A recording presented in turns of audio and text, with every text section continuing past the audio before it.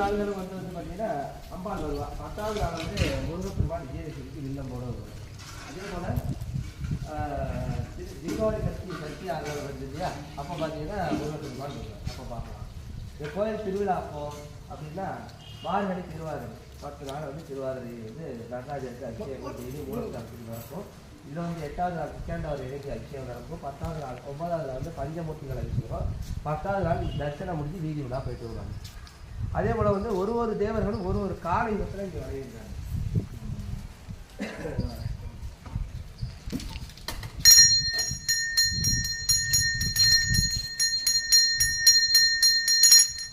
அர்த்தநாரீஸ்வரர் மாற்றி வச்சிருக்காரு. இந்திரன் அப்படியே எங்கே தட்சிணாமூர்த்தி முடிச்சிருவாங்க. அப்படியே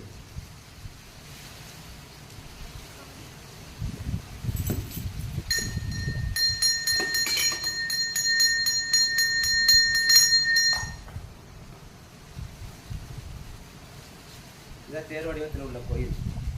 இதான் ஸ்டார்டிங் பாயிண்ட் தேர்.